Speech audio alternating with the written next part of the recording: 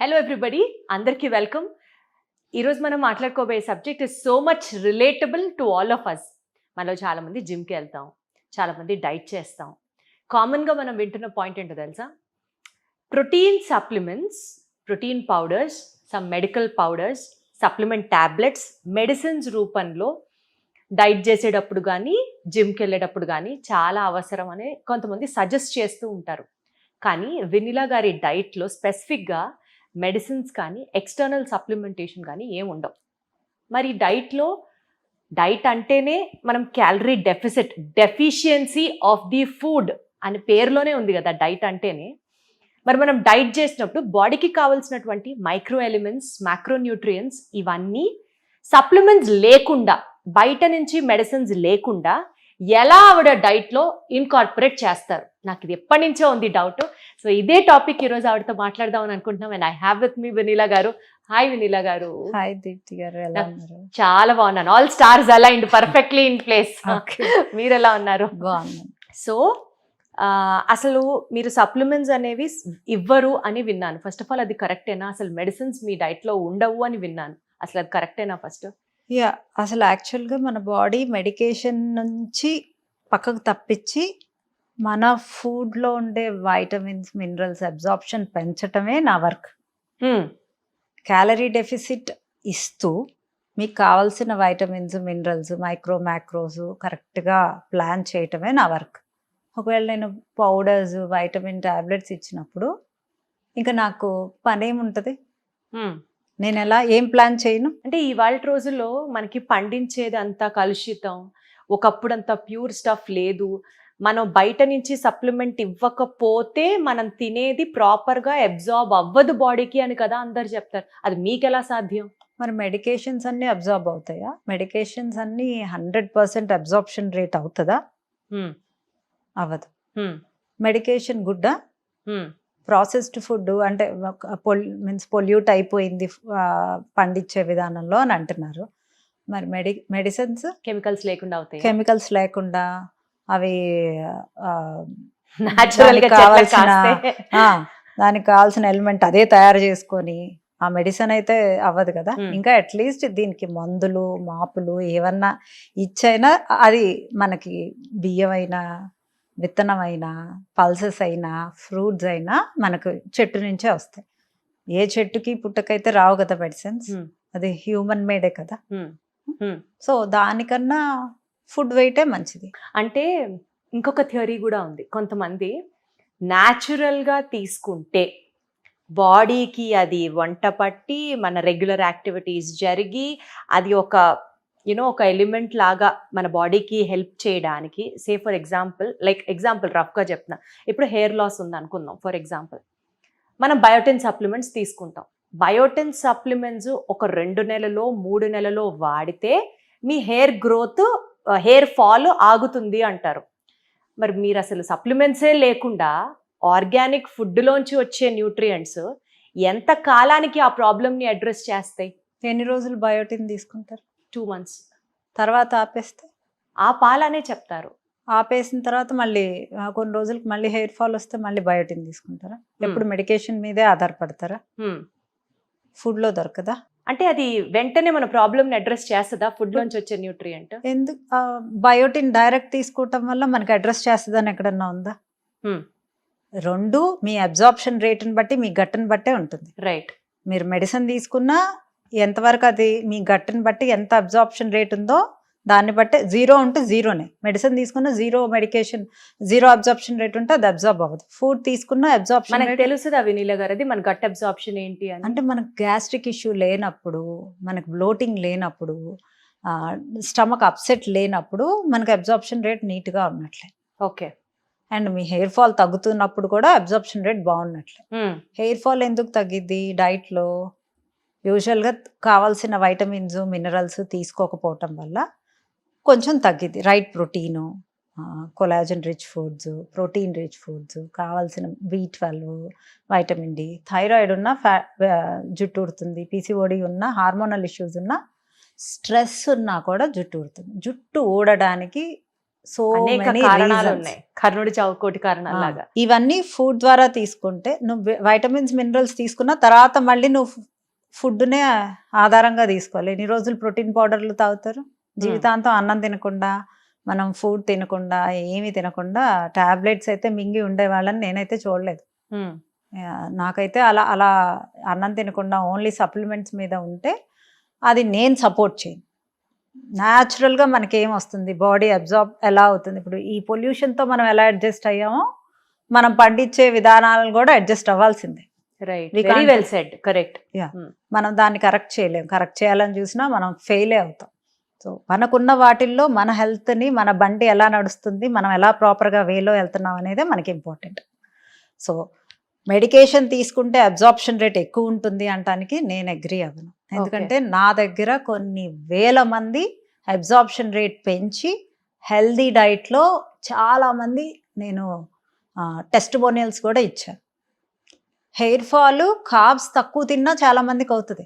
ఇప్పుడు మనం సడన్గా ఫ్యాట్ లాస్లో కార్బ్స్ ఆపేస్తాం.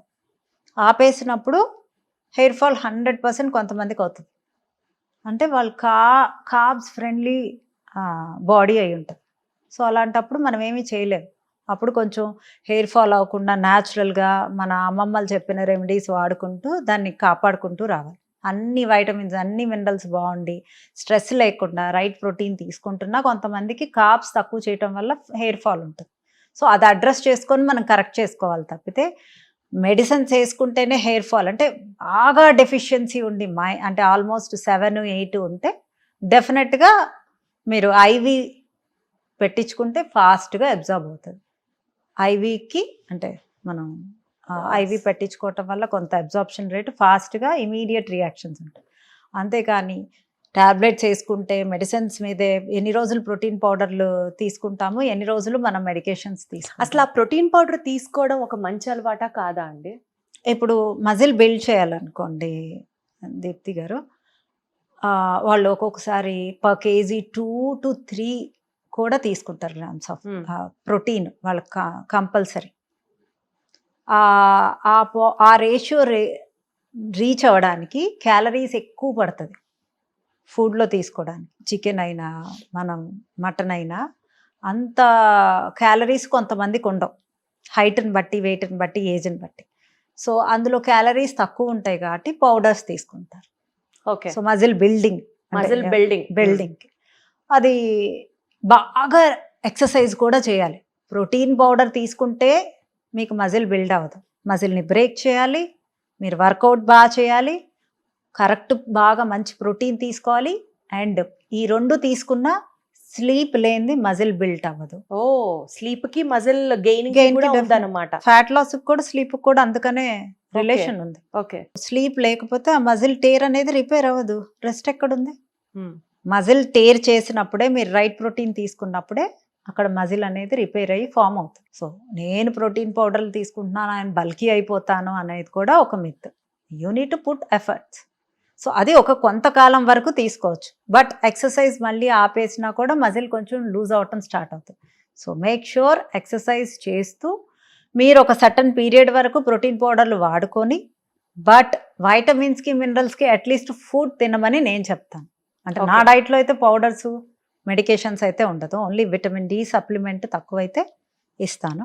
వెజిటేరియన్స్కి B12 తక్కువ ఉంటుంది కాబట్టి, వాళ్ళకి యానిమల్ సోర్స్ ఉండదు కాబట్టి, ఓన్లీ కర్డ్లో, మిల్క్లో, వీటిల్లో ఉంటుంది కాబట్టి, సో వాళ్ళని కొన్ని రోజులు సప్లిమెంట్స్ వాడమంటాను. B12 సప్లిమెంట్స్ వాడతాను. అది రీచ్ అవ్వగానే 250 కానీ 300 కానీ రీచ్ అవ్వగానే ఆపిచ్చేసి ఎర్లీ మార్నింగ్ బ్రష్ చేయకుండా ఇమీడియట్గా లేవంగానే ఒక గ్లాస్ ఆఫ్ వాటర్లో నిమ్మకాయ పిండుకొని త్రిఫలా పౌడర్ కలుపుకొని తాగితే మీ ఆ B12 లెవెల్స్ అనేది లో అవ్వవు. ఓకే, పెంచుకున్న దాన్ని లో అవ్వకుండా కర్డ్ తీసుకుంటూ ఇలా తీసుకుంటూ ఉంటే సరిపోతుంది. మళ్ళీ మెడికేషన్ మీద ఆధారపడకుండా. సో పరగడుపున త్రిఫలా పౌడర్ విత్ లెమన్ కనుక తీసుకుంటే B12 ఎన్హాన్స్ అవుతుంది బాడీలో, మెయింటైన్ అవుతుంది. అచ్చా, అప్పటికి ఆల్రెడీ పెరుగు ఉండాలి. మీరు మెడిసిన్ 2 months వాడాక మెయింటెనెన్స్ కోసం ఇది చెప్తున్నారు. కానీ ఒక స్ట్రాంగ్ డౌట్ అండి, వెజిటేరియన్స్ కి ప్రోటీన్ సోర్సెస్ కానీ ప్రోటీన్ కానీ నాన్ వెజిటేరియన్స్కి వచ్చినంత ఈజీగా అయితే రావు అని అంటూ ఉంటారు. Though we have an number of sources. Say for example ఇప్పుడు మనం చెన్నా తింటే ప్రోటీన్ వస్తుంది అనుకుందాం. ఫర్ ఎగ్జాంపుల్, అనుకోవడం కాదు, చెన్నా తింటే ప్రోటీన్ వస్తుంది, ఫైబర్ కూడా వస్తుంది. ఇంత చెన్నా తింటే ఎంత ప్రోటీన్ వస్తుంది అన్న క్యాలిక్యులేట్ చేస్తే రోజు అంతంత చెన్నా తినడం is not possible. Or eggs అనుకుందాం, ఎవ్రీడే ఎగ్స్ మాత్రమే తీసుకుంటే వెజిటేరియన్స్కి కుదరకపోవచ్చు. ఇట్లా ప్రాస్ అండ్ కాన్స్ క్యాలిక్యులేట్ చేసుకుంటే మీ డైట్లో వెజిటేరియన్స్కి కూడా మీరేమీ ప్రోటీన్ సప్లిమెంట్ ఇవ్వరు. అసలు ఎలా హ్యాండిల్ చేస్తారు ఆ రేషియోని? తినే మెయిన్ కోర్స్లో కూడా మనం పల్సెస్ యాడ్ చేయొచ్చు. నానబెడితే అది ఎన్హాన్స్ ఎక్కువ అవుతుంది, ఉడకబెడితే ఇంకా ఎక్కువ అవుతుంది. అలా కాకుండా దాన్నే పౌడర్ చేసేస్తే మనం ఆ కప్పు మనం యూజ్ చేసినట్లే. దోశ రూపంలో రాజ్మాతో దోశ వేసుకోవచ్చు, చెన్నాతో దోశ వేసుకోవచ్చు, పెసలతో దోశ వేసుకోవచ్చు. అది ప్రోటీనే. కర్రీలో కూడా మనం ప్రోటీన్ వాడచ్చు. తాగే వాటర్లో కూడా మజ్జిగ, కొంచెం పెరుగు వేసి, గ్రీక్ యోగర్ట్ వేసి, అందులో సత్తు పౌడర్ వేసి మిక్స్ చేస్తే అన్నిట్లో ప్రోటీన్ ఉంటుంది. చక్కగా సాలడ్లో కొంచెం అవకాడో కలిపితే అక్కడ ఫ్యాట్స్ ఉంటాయి. Complete meal 20 grams of protein వచ్చేలాగా ప్లాన్ చేసుకోవాలి మీల్కి. ఈవెన్ దో మెయింటెనెన్స్ అంటే హెల్దీ డైట్లో ఉండే వాళ్ళు కూడా చాలా మందిని చూస్తున్నాయి ఇప్పుడు. రైస్ ప్లస్ కొరలు వండుకుంటున్నారు. అసలు కొరలు రైసు ఎందుకు వండుకోవటం? రైసు ప్లస్ కందిపప్పు వండుకోండి, రైసు ప్లస్ బ్లాక్ చెన్నా వండుకోండి, రైసు ప్లస్ పెసరపప్పు వండుకోండి, రైసు ప్లస్ మెంతులు వండుకోండి. బ్లడ్ షుగర్స్ రేజ్ అవ్వకుండా. అది కూడా ఒక గుడ్ క్వాంటిటీ. అంటే when we're having animal source of protein, మనం రైస్ ప్లస్ మెంతులతో చేయొచ్చు, ఎన్హాన్స్ చేయొచ్చు. లేదా చక్కగా దాంట్లో పెసరపప్పు వేసుకొని, కందిపప్పు వేసుకొని, ఎర్ర కందులు వేసుకొని, చక్కగా ఈ పొట్టు శనగలు ఉంటాయి కదా నల్లవి, అవి క్రష్ చేసుకోవాలి కొంచెం, చేసుకొని అదొక కప్పు ఇదొక కప్పు, చాలా టేస్టీగా ఉంటుంది. అది బాయిల్ చేసేసుకోవడం అన్నంతో పాటు. నేను 1 glass ఆఫ్ రైస్కి 1 glass ఆఫ్ పప్పు యాడ్ చేస్తాను. మీ వీడియోస్ లో చూస్తుంటాను. ఇన్స్టెడ్ ఆఫ్ పెసరపప్పు, ఈ నల్ల శనగలు ఉంటాయి కదా, దాన్ని క్రష్ చేయాలి జస్ట్ చేసి, అది ఒక కప్పు ఇది ఒక కప్పు. రాజ్మాని కూడా క్రష్ చేయాలి. అంటే అంత పెద్దవి మనం తినేటప్పుడు డిస్టర్బ్ అవ్వచ్చు. క్రష్ చేసి అదొక కప్పు ఇదొక కప్పు అన్నంలో మిక్స్ చేసేసుకోవాలి. ప్రోటీన్ అయినా వైటమిన్స్ అయినా ఏవైనా అసలు సప్లిమెంట్ అవసరం లేదంటున్నారా? లేదా, మన ఫుడ్ లోంచే ఇవాళ పండించిన ఫుడ్ స్టైల్లో కూడా, ఇవాళ మన లైఫ్ స్టైల్లో కూడా ఇట్ ఇస్ పాసిబుల్ అండి. అది మనం వండుకునే విధానం, దాన్ని ప్లాన్ చేసుకునే స్మార్ట్నెస్ మీద ఉంటుంది. కొంతమందికి హెల్త్ ఇష్యూస్ ఉంటాయి కదండి, థైరాయిడ్ కానీ పీసీఓడి కానీ. వీళ్ళకి హార్మోనల్ డిస్టర్బెన్సెస్ బాడీలో ఉండడంతో పాటు ఆ హార్మోన్ రిలేటెడ్ గట్ డిజార్డర్స్ కూడా ఉంటాయి. వాళ్ళకి ఏం సజెస్ట్ చేస్తారు? వాళ్ళకి కూడా ఫుడ్లోంచే కరెక్ట్ చేయొచ్చా? Thyroid is auto immune disease. So కొంతమందికి తగ్గచ్చు, కొంతమందికి తగ్గకపోవచ్చు. సో ఆటో ఇమ్యూన్ డిసీజ్ కూడా మనం ఇమ్యూన్ సిస్టమ్ని బూస్ట్ చేస్తుంటే కొంతవరకు మెరుగుపరచచ్చు. రివర్స్ కంప్లీట్గా అవుతుందా అనేది మన చేతుల్లో ఉండదు, depending on their genetics and so. So మనం హెల్దీగా తింటున్నామా అనేదే మనం కాన్సన్ట్రేట్ చేయగలం. నా దాంట్లో నేను అడ్రస్ చేసిన ప్రాబ్లమ్స్ ఆల్మోస్ట్ క్లియర్ అవుతాయి. ఆల్మోస్ట్. ఎందుకంటే ఇప్పుడు థైరాయిడ్ మెడికేషన్ లేకుండా మనం డైట్ చెప్పాం. బట్ పీసీఓఎస్కి నేను మెడికేషన్ ఏమీ తీసుకోవద్దు అంటాను. డయాబెటిక్ పేషెంట్ని మెడికేషన్తో పాటు డైట్లో మేము షుగర్స్ని అబ్జర్వ్ చేస్తూ డాక్టర్ సహాయంతో తగ్గించుకుంటూ వస్తాను. ఈవెన్ దో నేను హెల్దీ డైట్లోకి వచ్చాక వాళ్ళ షుగర్స్ పెరగవు. నా దగ్గర క్లయింట్స్ అట్ ప్రజెంట్ నా మెయింటెనెన్స్ డైట్లో వెయిట్ తగ్గి వెయిట్ మెయింటైన్ అవుతూ షుగర్స్ డయాబెటిక్ నుంచి ప్రీ డయాబెటిక్ స్టేజ్కి వచ్చి క్లయింట్స్ నా దగ్గర లైవ్ ఉన్నారు. I talk to them also. I have an number of testimonials also. నా క్లయింట్స్ ఇప్పుడు లైవ్ ఉన్నారు.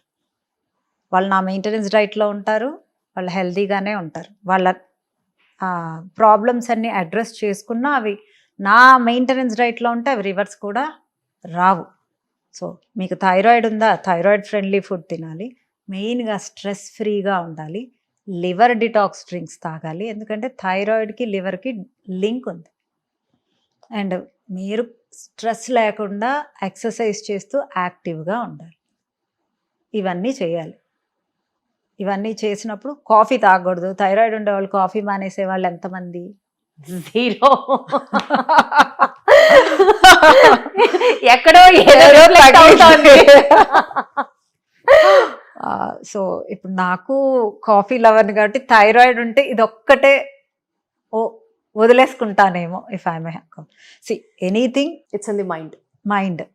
మీరు నేను హెల్దీ అసలు లావుగా ఉన్న చాలా మంది బిందాస్గా ఉంటారు దీప్తి గారు.